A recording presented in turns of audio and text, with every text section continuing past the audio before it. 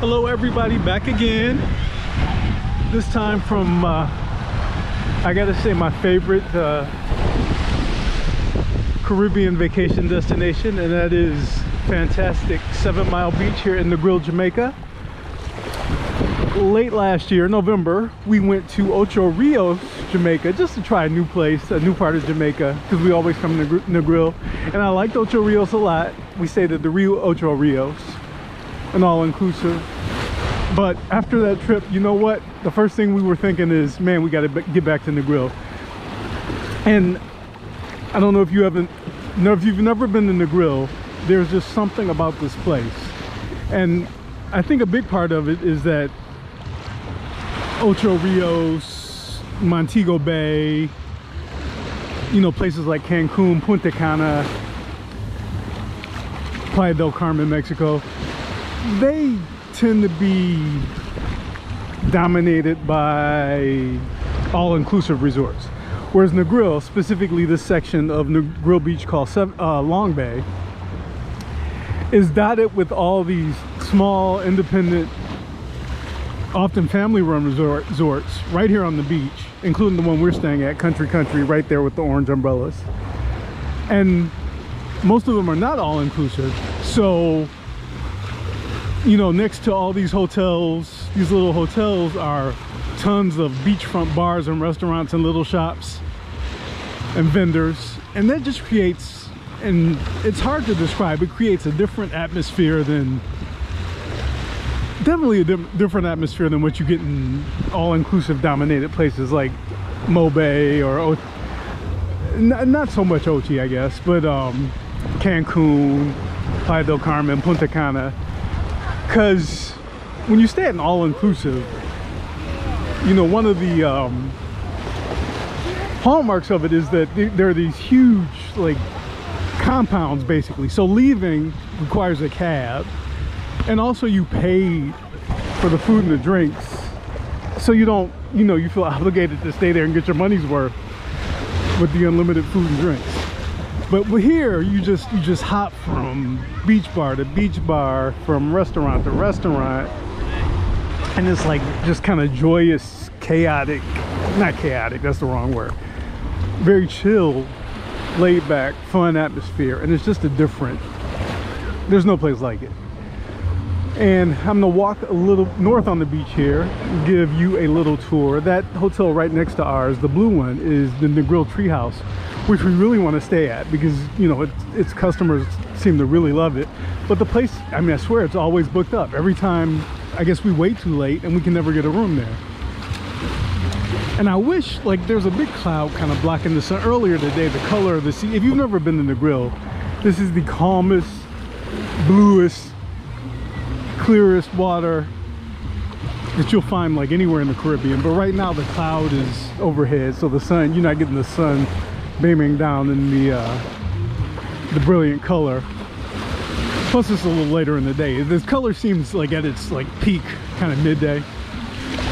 But anyway, that's neither here nor there. I'm just keep walking up the beach here. The country where we're staying is kind of dead center of Negril Beach, the Long Bay section of Negril Beach. It's like the best location in Negril, honestly, as far as location.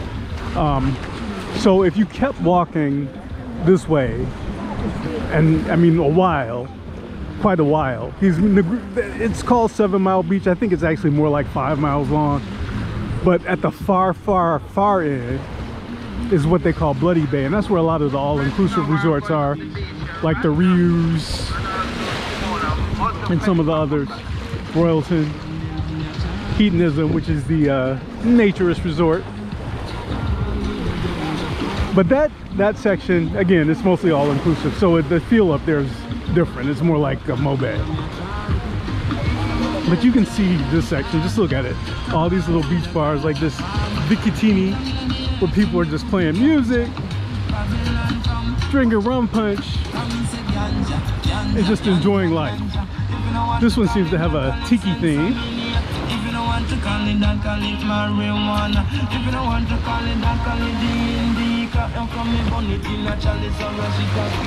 And like there's music everywhere you go. The smell of jerk pork and jerk chicken coming from these beachside grills.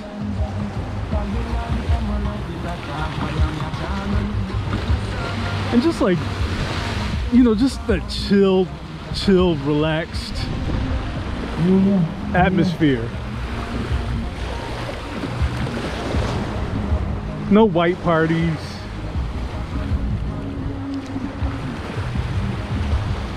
Like they have at the all-inclusives, with people trying to be all sceney. You know, all the restaurants are very, very laid back. You know, there's some nicer ones, but even those in Negril are super casual. You know, you're not gonna have to put on a jacket to go to any of them. And I'm continuing my walk north on the beach here. Just a little orientation. Negril is the west coast of Jamaica. So if you were going to go straight ahead there, obviously quite a ways, you'd run into the Yucatan Peninsula of Mexico. Due north is Cuba. I think a little to the northwest are the Cayman Islands, and then to the southwest is Central America. Jamaica, I think, is the only Caribbean island that is completely surrounded by the Caribbean Sea on all sides. Most of them have a coastline with the Atlantic, and I think the Cayman Islands, maybe the north coast is on the Gulf of Mexico. I'm not 100% sure. I heard that from somewhere. I'm parroting that from some travel video I heard.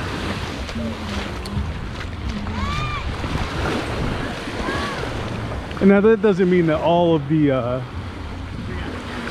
sides of Jamaica are like equally calm. Like Negril, again, this is really rough, wavy water by Negril standards. That doesn't mean all areas are equally calm. I think the south coast of Jamaica, even though it's the Caribbean, they actually get some pretty big waves down there.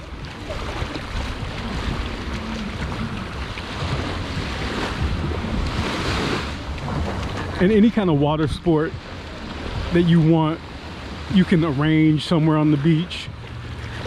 Parasailing, glass bottom boat tours, those like sea chairs where you get like pulled across the ocean really quickly. And there's all these massage tents and just pretty much anything you want. Sorry about the incoherence. I had a little rum punch, and you know, my thoughts aren't together. But oh, you know what I wanted to talk about? I wanted to address the elephant in the room, and that is the travel warning that the State Department issued for Jamaica and the Bahamas. Jamaica is always either a 2 or 3 on the travel warnings.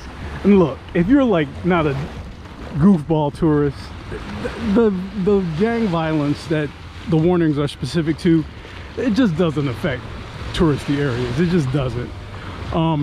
You know, the neighborhoods in Montego Bay, like Flankers or, you know, Trenchtown and Kingston, people aren't really going to go to anyway unless they have like a local guide to escort them.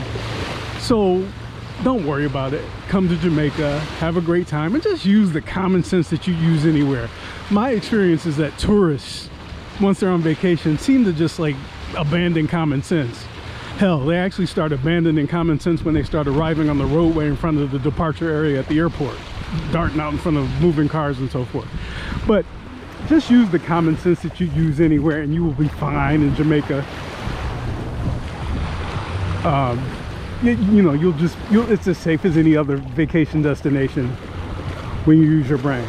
But anyway, my brain is not particularly well functioning today, so I'm gonna end this video. Also, GoPro does this weird thing with videos where it will stop at, well, not stop, but it'll keep recording, but it'll divide the video into 2 videos once it exceeds a certain time limit, like 10 or 11 minutes. I don't know what it is. So I hope you guys are enjoying life. Back home in Detroit, it was 72 degrees apparently yesterday. Now when we get home tomorrow, it'll probably be back to winter, figures. But you know, it's 85 beautiful, blissful degrees down here, and what can I say? Enjoying life in my favorite place on earth. Bye-bye.